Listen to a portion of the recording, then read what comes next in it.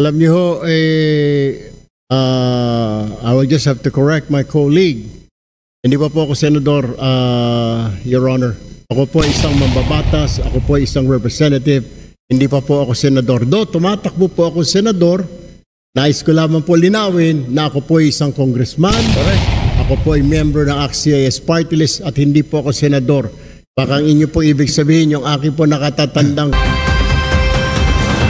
group, Mr. Speaker. And if you are a what were you again, Mr. Speaker? Deputy Majority Floor Leader, Mr. Speaker. Deputy Majority Floor Leader. I am very sure, Mr. Speaker, that you know very well that the Committee on Anti-Drugs is very active on RA 9165. I am aware, Mr. Speaker. Oh, you are aware, Mr. Speaker. Thank you. If you are aware, Mr. Speaker, then what was the purpose of the privileged speech?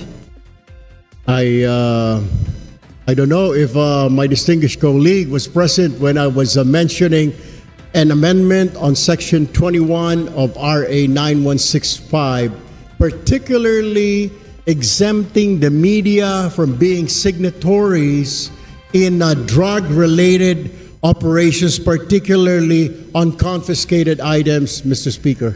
All right. Thank you, Mr. Speaker. The reason why I wanted to ask the good gentleman is because, you know, RA 9165 was passed already in the last Congress. And during this Congress, it has also been amended. And in Section 21 of RA 9165, I don't know if the good gentleman is aware, the Deputy Majority Floor Leader is aware that Section 21 has been taken up. Can you repeat that, Mr. Speaker? Tagalogin ko po.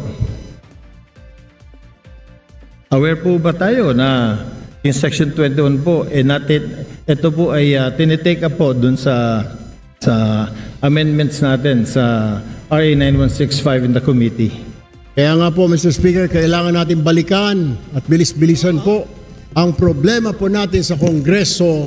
Kaya po tayo napupulaan ng mga kababayan natin. Napakarami natin mga batas na kailangang ayusin, subalit hindi po naaayos, kaya kailangan po natin bilis-bilisan. Kung ito po ay na-take up, sana po ay mabilisan pa para kaagad po ito ay ma-review at magawan po natin ng paraan dahil ito po ay kahilingan ng mga kasamahan po ng ating Fourth Estate, Mr. Speaker. Tama po. Napakaganda pong suggestion po niyan. Since kayo po ay malakas po sa Senado, baka pwede pong sila pong sabihan ninyo dahil wala po tayong counterpart sa Senado. Tapos na po tayo sa amendments natin. At yung pong privileged speech niyo kanina, pagtanggal po ng media, personalities, pag dumarating ang inventory time, pag mayroong buybacks, wala na po sa provision. Pagdating ho natin doon, Mr. Speaker, we will do that. But for now, we really have to look into this, maybe push on and convince our counterparts in the Senate to pass this law immediately. Matatagalan pa po tayo kasi dadaan pa po tayo ng eleksyon. Pag hinintay po natin na umabot kayo ng Senado, ay isang taon na naman po yun. Congratulations po at inamin nyo na talagang panalo na kayo sa Senado. I'm very happy that a colleague of ours will be in the Senate soon. Pero ibabalik ko lang po, Mr. Senator, na ito pong hinihiling ninyo na tanggalin natin or i-amend natin sa Provision 21 of RA 9165, matagal na po naming tinabaho ito sa aming komite at tinanggal po talaga po namin to. Ang tanging hiling namin, katulad din ng hinihiling ninyo, sana nga po mapabilis natin ito sa Senado dahil sa Senado po, hindi ko alam pero baka pwedeng kayo na po magsalita, baka pwedeng kayo na mag-privilege speech, pakisabi na bilis-bilisan po para itong hinihiling natin na ma-amend itong Section 21 ay matapos na. Alam niyo ho,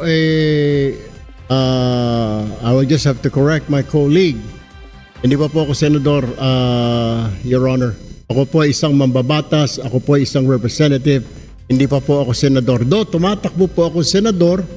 Nais ko lamang po linawin na ako po ay isang congressman. Correct. Ako po ay member ng ACT-CIS Party List at hindi po ako senador. Baka ang inyo po ibig sabihin, yung aking po nakatatandang kahuya po, siya po yung senador. Pangalawa, kaya ako nga po pinapabilis-bilisan para marinig po tayo sa Senado. Nabilis-bilisan po nila dahil ito po ay hindi pa naman batas. Habang ito hindi pa batas, ala hong saysay ang pagre-review, wala hong saysay ang pagtanggal ho natin ng section na yan, section 21, kung hindi pa naman po ito batas. What I am trying to point out, Mr. Speaker, I guess we have to do something about it. And para marinig ko, kaya ho tayo nagka-privilege speech para marinig po tayo sa Senado. Now, we are waiting for the decision, Mr. Speaker. If I can only do a privilege speech in the Senate, then I will do so. Unfortunately, I'm still here, a member of 19th Congress, Mr. Speaker. Salamat. Salamat, Mr. Congressman. Sinabi ko lang po yung sinabi niyo na gagawin niya pagdating niyo po sa Senate. Inulit ko lang.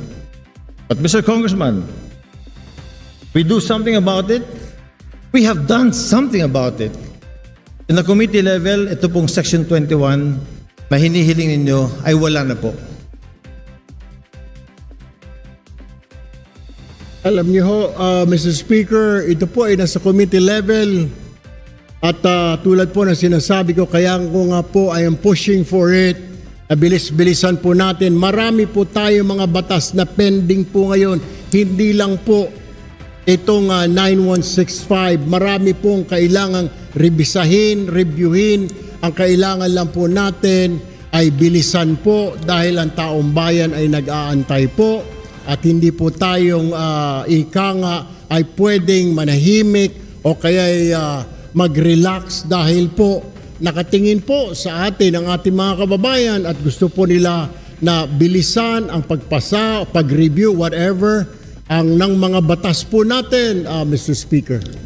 Therefore, Mr. Speaker, I think the correct manifestation should be, since the requested section is to be amended, and it has been replaced already, Mr. Speaker, is that the correct manifestation should be, we request that the Senate should fast-track this House version of RA 9165. That, I think, is the correct manifestation, Mr. Chair.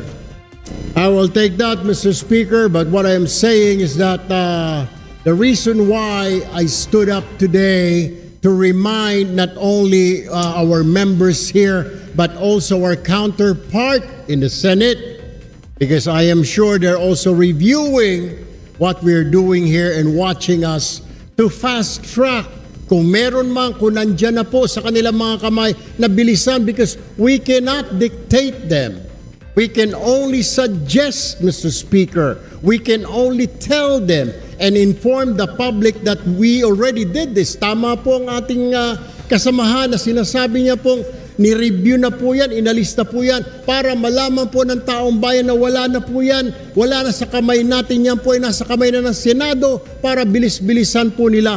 And that is the purpose of my privileged speech this afternoon, Mr. Speaker, my dear colleague. Sir. Thank you, Mr. Speaker. I thought amending Section 21 was the main thrust of the privileged speech. I didn't know it was to fast track the House version of 9165. But nevertheless, Mr. Chair, yun na rin po ang hinihiling natin. Since yung nire-request po ng colleague natin na tanggalin po sa Section 21 yung pagsama ng media kapag po nag-iimbentary sa mga bypass, sa mga nahuli na ay wala na po sa committee level. Wala na po, pumasa na po sa atin. Sana po another privilege speech from our good colleague will tell the Senate, bilis-bilisan nyo naman kasi binilisan na po namin. I wish I can, we will do that, Mr. Speaker, para makarating po itong ating mensahe sa kanila. Hindi naman natin pwede sila pong utusan, Mr. Speaker, kundi tayo lamang po ay pwede nating sabihin na nag-aantay po tayo. Kung naipasa na po natin dito sa Kongreso, then ang problema po ay nandoon. I guess we'll have to do or I have to make another privileged speech, Mr. Speaker. We shall await the next privileged speech. Thank you, Mr. Speaker. Thank you, Mr. Congressman. Maraming salamat po. Magandang hapon. Thank you very much. Majority Leader. Mr. Speaker, I move that we refer the speech of the Honorable Erwin Tulfo together with its interpellation to the Committee on Rules for its appropriate action. Is there any objection? The chair hears none. The privileged speech, together with the interpellation of Honorable Gomez, is hereby referred to the Committee on Rules. Majority Leader. Mr. Speaker, I move that we extend the privilege hour for 1 more hour. Is there any objection? The chair hears none. The motion of the Majority Leader is hereby approved. Majority Leader. Mr. Speaker, I move that we recognize the Honorable Bonifacio Posita of One Rider Party List to avail of the privilege